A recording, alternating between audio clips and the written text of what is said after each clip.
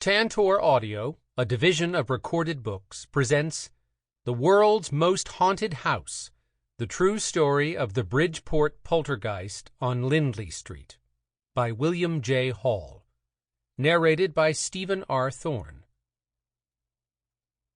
Truth is stranger than fiction, but it is because fiction is obliged to stick to possibilities. Truth isn't. Mark Twain. Note to the listener. What you are about to hear is a true story. It is based on over 40 hours of testimony from over 60 witnesses conducted in 1974, 1975, 2013, and 2014. There are two guiding principles that I feel are necessary when approaching any investigation into something paranormal. The first is Occam's razor. This is a principle used in logic and problem-solving that is key when looking at these kinds of cases. Merriam-Webster defines Occam's razor in this way: a scientific and philosophic rule that entities should not be multiplied unnecessarily, which is interpreted as requiring that the simplest of competing theories be preferred to the more complex, or that explanations of unknown phenomena be sought first in terms of known quantities. Occam's razor is summarized for our purposes in this way: extraordinary claims demand extraordinary proof. The second principle is one from science and statistics.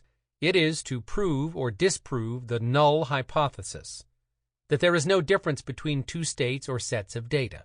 In statistics, the typical way of proving a hypothesis is to reject the null hypothesis. Rather than trying to prove the validity of your idea, often called the alternate hypothesis, it is necessary to attempt to disprove your idea. The reason for this approach is it makes you use a logical process of elimination prior to accepting the new alternate idea. This practice calls for us to assume that our theory of a poltergeist at Lindley Street is wrong until we can find evidence to the contrary. Basically, the poltergeist is innocent until proven guilty. Bear in mind that no religion, no belief in a divine being of any kind would stand up to the scrutiny of these two principles. We must, therefore, realize that it is only possible to assemble a certain level of proof. We must then balance that proof by weighing what the totality of the evidence tells us. As Lindley Street investigator Jerry Solfin and Paul Eno said so well, "To those who believe, no proof is needed, and to those who do not believe, no amount of proof is good enough." As a magician, I can easily rig the haunting of a house. Also, fake poltergeist cases usually involve a child, and this has been well established. When they are upset, children may throw things and blame it all on a spirit of some kind. It's not common, but it happens. In those cases, outsiders can usually see through the hoax easily, even when a parent can't. The resulting damage is also very limited, and the incidents are never seen from the beginning or when the child is not nearby. In the case of Lindley Street, much more happened than just items being thrown, and it was what, when, and how it all happened that serves as the measure of our proof here. And because things happened during periods in which Marcia was not in the room or even in the house, saying that it was a child in this case is no longer adequate. Even with the help of multiple people and pyrotechnics, the activities on Lindley Street would be implausible to fake, due to who was involved and the context of the actual details of the events that occurred. I became confident of this after many hours of witness interviews and examining all of the details in this case. The devil is in these details, and those are the facts I needed in order to get to the real truth. It turned out those were also the details I needed to realize that what happened in November 1974 at that now iconic little house was real beyond any doubt. I found myself struggling to prove it a hoax. I had reached a tipping point where the hoax story, what most people would call the most logical of stories, was the hardest, impossible, in fact, to prove at all. And so, I present this as a true story, because against the odds, that is exactly what it is. Forward. From an early age, I was intrigued by the paranormal, fed, no doubt, by my father's spellbinding tales of bizarre events he encountered as a Connecticut state policeman. When he related the unusual events that were unfolding on Lindley Street in my hometown of Bridgeport, I was immediately drawn to them as if something inside me required that I investigate. As the account grew in detail and prominence, a crowd of intrigued folks from all walks of life and backgrounds regularly convened within view of the house, hoping to witness happenings that were related to those already reported. Early on, I became a part of that gathering, joining its members in their vigil along that short but very special stretch of Lindley Street. Every nuance of the scene became open game for observation, analysis, and even speculation. One evening, while I was sharing the scene with the others standing there, the two swans, porch decorations, simultaneously began moving toward the center of the porch. At first I couldn't be sure, but within a few moments the movement had become clear to all of us. A murmur related to it washed across the crowd. The murmur hushed as we watched in amazement. I was intrigued, my head filled with a dozen questions. Most who witnessed it clearly became frightened and beat a hasty retreat. Soon silence overtook the few of us witnesses who remained. That event moved my interest from curiosity to an all-consuming determination to investigate such events within the frameworks of logic and scientific methodology. I have dedicated my life to the study of paranormal phenomena. My thanks go to Bill for his relentless pursuit in obtaining the story behind Lindley Street. My wish for the listener is to maintain an open mind and ponder the possibilities of what exists on the other side of the veil. Valer Belichka, R.N., C.E.N. Introduction. I spent the early portion of the 1990s debunking what could be characterized as crazy beliefs and defending some unexplained phenomena in my syndicated news column, Magic and the Unknown. I discredited fake fortune-tellers, Uri Geller's spoon-bending, although I thank him for the new genre he created for us magicians, the learned pig, and many other unusual fascinations. In my research, I always attempted to get as close to the original sources as possible in order to objectively evaluate what did or did not happen. I was often, although not always, disappointed to find there was usually a logical and less romantic explanation involved. The Warrens were famous ghost hunters. They told me that if I wanted real proof of a haunted place, I should travel to Dudleytown. It had the reputation of being a ghost-infested town with no insects, which was reportedly rampant with ghostly shapes. Ed told me I was guaranteed my proof if I was brave enough to venture there. Without hesitation, my magician friend and our girlfriends, reluctantly, went. Upon our arrival, however, we found just the opposite. Too many mosquitoes and no ghostly spirits. We did manage to provide quite a scare for our girls with a hidden cassette recorder, so the trip was still great. Walking down what was once known as Dark Entry Forest Road, the main street in the defunct community of Dudleytown, was the equivalent of a trip back in time. It had been a nature preserve at the time, but now is no longer open to the public. Horrifying? Not really. In fact, it was rather disappointing to find ourselves investigating an oft-touted haunted site only to find a troop of carefree Boy Scouts there on their annual campout.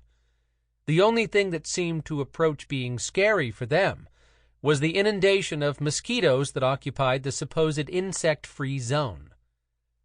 I had been told that the locals were, in general, a terrified lot. Instead, I found them to be fully content and rather bored with all the tales of the alleged supernatural activity there. When the Blair Witch Project movie debuted, Dudleytown had to be closed because of vandals that camped out there, loitering and starting fires. Evidently, the ghosts failed to evict them with their ethereal powers, so the local police had to handle it themselves. There are paranormal investigators whom I trust that insist there is something to Dudleytown, but for me, witnessing the paranormal was once again out of reach. However, several cases that I investigated truly intrigued me. The goings-on at Lindley Street during the 1970s is the most significant one. Its variety of unexplained mysteries often haunt me, for lack of a better phrase, to this day. It all started the morning I read a Facebook post on a Bridgeport, Connecticut community page asking if anyone remembered the house on Lindley Street and the unnatural events that had transpired there. I was intrigued and began reading what newspaper articles I could find that related to the house. There were a large number of reliable witnesses to the proceedings. There were police officers, firemen, priests, neighbors, members of the extended family, reporters, and onlookers. The eerie events had not taken place in some secluded farmhouse miles from the bright lights of civilization. The setting had not been a foreboding mansion hosting a backstory, which included an eccentric, deformed owner and decades of unexplainable events. They happened in a small house in a low-income neighborhood in the middle of a city.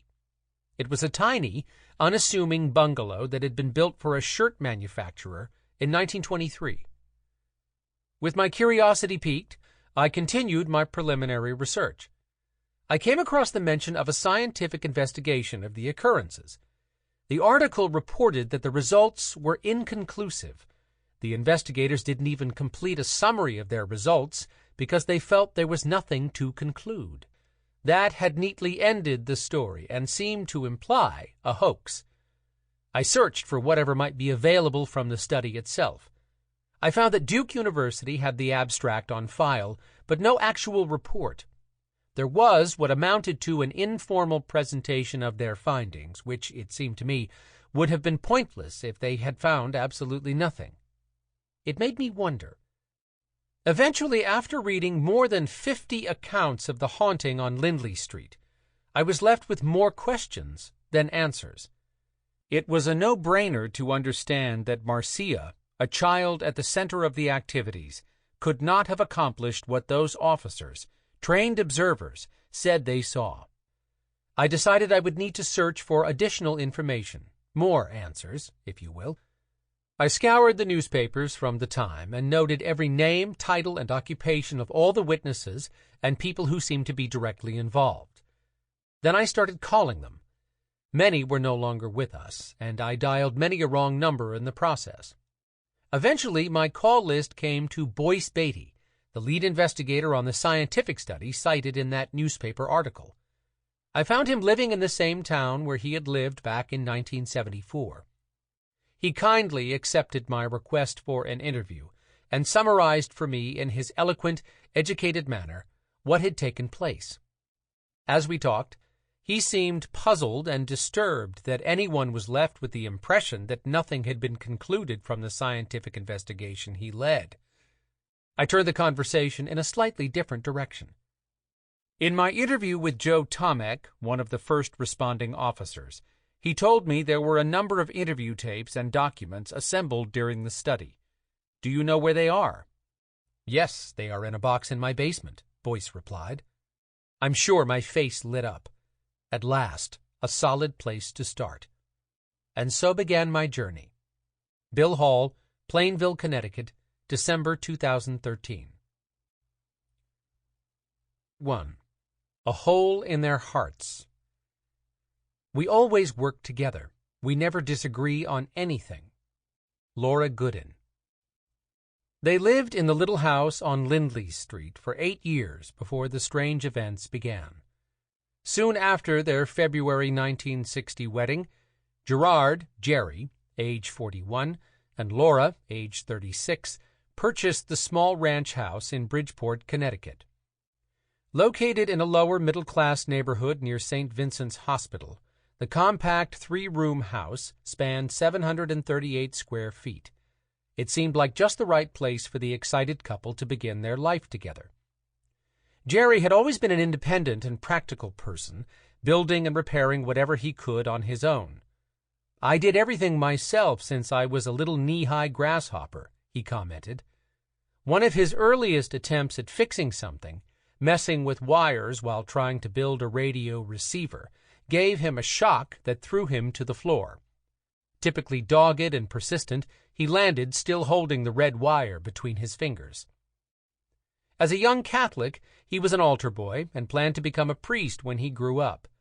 However, the Great Depression interfered, and he had to go to work instead.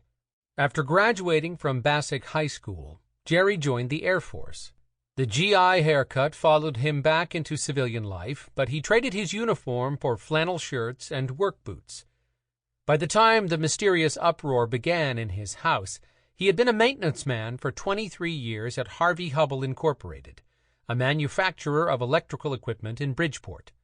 No one viewed him as a head-in-the-clouds kind of guy. He was known to be practical and down-to-earth. His still devout faith seemed to inspire generosity rather than mysticism. A family man even before he had a family of his own, he stayed close to his brothers, Edmund and Joseph, by getting together as often as they could.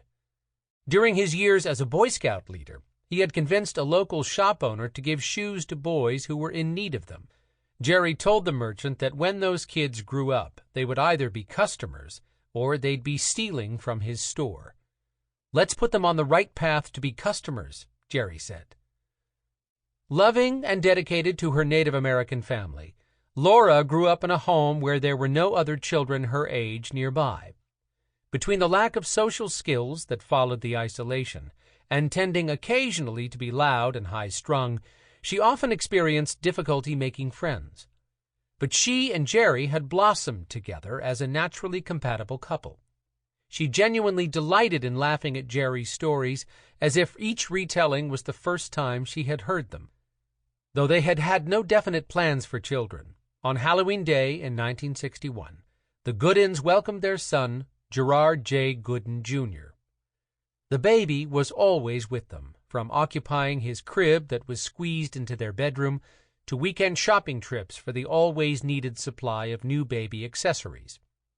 They saw him as a normal baby in every way, until one day the family's next-door neighbor asked Laura why his head always hung down. Although Laura had noticed it previously, she really hadn't given it much thought. Once alerted, however, she decided to get him checked out. The doctor reassured her that nothing was wrong with Jerry Jr. and that he was normal and healthy. But by the time little Jerry was 6 months old, Laura and her husband saw more reason to worry. They took him to see doctors in New Haven and Middlebury. Eventually, Jerry Jr. was diagnosed with cerebral palsy. It was heartbreaking news and the beginning of a very different way of life. But the Goodins focused on doing all they could for their little boy. He was always a well-dressed baby, his father remembered. We bought clothes in advance of his needing them, at one point 2 station wagons full. He also loved to play with his toys, which were soft and inflatable so he wouldn't get hurt. We did without for him. Anything we could do to please the child, we did. We spoiled him, and yet he wasn't a spoiled child. As long as we were able to, we were going to take care of him, and we would gladly do without. Every week, the Goodins took him to a cerebral palsy center for weekly occupational therapy. Unfortunately, the house on Lindley Street posed an unexpected problem. The couple was disqualified from receiving financial assistance for their son's medical expenses because of their living situation. We had to pay for these therapy sessions because we owned our own home, Laura explained. The Goodins had braces made for him out of lightweight aluminum, covering him from his chest down to his legs. The brace alone cost $500 back then. A special chair for him cost $75. And to hold and carry Jerry Jr., Laura had to wear a special metal-reinforced girdle to support her back. The growing Jerry Jr. couldn't feed himself or crawl, walk, talk, or do most of the physical activities a child normally learns early in life. "God gave us this baby, and we will take care of him. This is our cross to bear," Laura Goodin once said of her son's condition. Did we love him? We both loved him. There wasn't anything we wouldn't do for him. One person told us to put him in the hospital, and we told her to mind her own business. Ask anybody. We loved him. And then the couple took on another great responsibility. Laura's 75-year-old mother came to live with them when her brother couldn't look after her anymore. So Jerry and Laura gave up their bed for her and they slept on the living room floor with Jerry Jr. next to them. Later, they managed to buy a rollaway bed for Laura's mother and returned to a more normal life for themselves. Jerry Jr. went back to sleeping in his crib next to his parents. Jerry Jr. continued to always be with them. The Goodins never hired a babysitter. He went with them everywhere. He smiled and laughed and was a happy child, though he didn't like crowds and would cry when there was too much ruckus. He was a good eater, but because he couldn't chew, the food had to be pureed. Year after year, Jerry and Laura continued to prepare his food and provide everything they could for the boy. Limited as he was, they helped him experience as wide a world as possible. "He even picked out our car," Jerry said. "In 1967, we bought a station wagon. We asked him, 'Do you like this car?' He clearly liked the red Comet station wagon, so we got it." For 4 years, the couple provided nonstop care for both Laura's mother and the severely disabled little boy. Most of it fell on Laura while Jerry was at work during the day. When sleep came for the exhausted couple, middle-of-the-night care duties interrupted. They maintained that schedule until Laura's mother reached a point when it was too difficult to take care of her in the home. The constant daily care turned into visiting her regularly at a nearby nursing home, until her death 2 years later. In 1967, after a pleasant trip to St. Anne's Shrine in Sturbridge, Massachusetts, where, says his mother, he was so full of pep, Jerry Jr. caught a cold. His condition worsened quickly, and they rushed him to the hospital. Doctors tested for a number of possible causes, but all results came back negative. The boy's fever soared to 109 degrees as his horrified parents looked on. Laura stayed at the hospital, never leaving his side as his condition continued to deteriorate. Many specialists saw the child, but they had no answers. They took so much blood from him, he was like a pincushion, Laura said. His prospects for recovery became bleak. Neighbors and relatives flooded the family with support.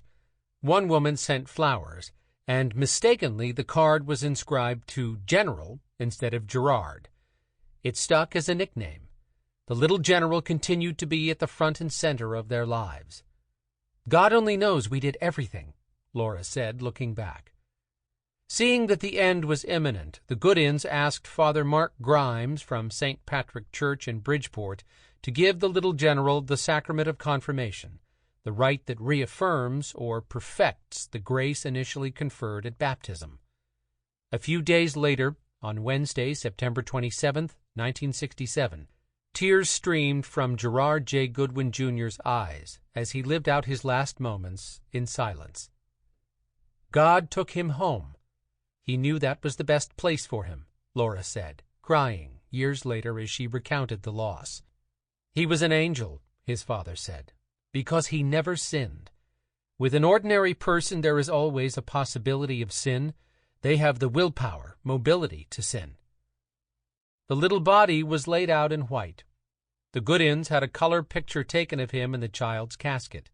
St. Patrick Church held services, and they buried Jerry Jr. at St. Michael's Cemetery next to his grandmother and grandfather. Nearly 50 cars brought friends and family to support the devastated parents. The couple had counted on having Jerry with them to care for as long as they lived. "We knew the child would never be able to work," his father said, "but that didn't matter. We would have taken care of him until he was 100 years old." On the day of the burial, Father Grimes asked the Goodins if they wanted to consider adopting a child in the future. But the loss of Jerry Jr. was too recent for them to begin considering such a move. Instead, they soon found themselves back at the hospital, this time with regard to Laura's health. The day after they buried their child, Laura had a hysterectomy. Her doctor had discovered a tumor a few months prior, and she had been scheduled for surgery on that day. Laura was hesitant about going through with the operation, but Jerry thought it was essential, so she proceeded with it. They both feared that the growth could become malignant and that if she were to get pregnant again, they might have another child with similar challenges. After surgery, Laura woke in a room near the nursery. The staff had assigned her a room close to the newborns. This might have been a risky decision, given that she had lost her only child and her childbearing ability within the previous few days. Instead, seeing the new babies helped her recover. "I didn't go into a shell like I might have," she said. But the mourning had just begun. While Laura was healing from the operation, Jerry visited the cemetery nightly to pray at Jerry Jr.'s gravestone. When her strength returned, she joined him. Those trips became their ritual. They went to the grave daily, regardless of the weather, rarely missing a trip. The grief was ever present. In one corner of the living room, the Goodins kept a little shrine consisting of the picture of Jerry Jr. in his casket, a devotional light placed over his picture in vigil, and a statue of Jesus. The practices of grief at home and at the cemetery continued for about 6 months, until one day Laura looked at the little living room shrine and decided, no more. He's gone, and there is no way of bringing him back. Once Jerry arrived home from work, they discussed it and lovingly dismantled it. The time had come to move on. This step in their grieving process also meant the Goodins were ready to visit Father Grimes and inquire about adoption. As soon as the priest told them about an adoption agency in Stamford, Connecticut, the Goodins began the process of adopting a child. Laura's favorite saying was, "A home without a child is not a home." Word about their decision spread. So many people wanted the best for this couple. Their insurance agent, neighbors, family members, 25 in all, wrote unsolicited letters of recommendation praising Jerry and Laura as parents who would be loving, committed, and dedicated to whatever child came into their home. In May 1968, the call the Goodins had been waiting for finally came. The adoption agency called to inform Laura that they had a child who needed their home. A preschool girl from Ontario, Canada, was about to become the Goodins' daughter. "The moment I got the news at 10 a.m., Jerry said, I grabbed my coat and hat, and I left the shop and told people, 'I'm going to Canada. Goodbye, good luck, God bless.' I only had $30 or $40 in my pocket. As I ran by, people asked me if I needed money. People gave me, it must have been $100. At home, Laura had everything packed and ready for the trip. Jerry swung by, picked her up, loaded the car, and they started their trip to Canada to meet their little girl. But their car ran rough and was not as prepared as the Goodins were for the long trip. "I drove up on 2 cylinders out of the 6, Jerry boasted. Family and co-workers were pulling for them to get there, but were concerned. They said I would never make it. It took me 18 hours. The Goodins arrived, anxious and eager. A beautiful 4-year-old Native American girl was brought out to see them. She ran straight to her new parents. The Goodins fell in love with her instantly, and Marcia, sometimes shortened to Marcy, took right to them as they happily ate their first lunch as a family. Jerry told Marcia he was going to build a brand new bedroom just for her. He made good on his promise as soon as he could, knocking down the wall to the large closet off the living room where he fashioned a small bedroom. Laura assured Marcia she had everything that would make her happy and comfortable in her new home. She stayed close to them throughout finalizing the adoption process in Canada. "All we had before was a tiny picture that they sent a month or so before as a possibility," Laura said, "and that's all it took for us to fall in love with her." In their coverage of the events at Lindley Street, the media would mention that the Goodins had adopted a 3-year-old girl named Marcia Lydia Goodin, Lydia after Laura's mother's name. She was, in fact, 4.5 years old, born December 28, 1963. She was the youngest of a family of 9 children and had already lived through difficult times, including being tied to a chair for periods of time. The agency told the Goodins that the family did not want her and had chosen them because Laura's heritage was also Native American, Bohemian, and Cherokee, and they tried to match such similarities when possible. Mother and daughter's dark hair matched each other, although Laura's curled. Marcia clearly was full-blooded Seneca, as Laura would proudly say. Refreshed and focused on the new possibilities of the future, They showed every sign of loving Marcia as unconditionally as they had loved Jerry. "A wonderful child," Laura said. "She's not taking..." Sample complete. Ready to continue?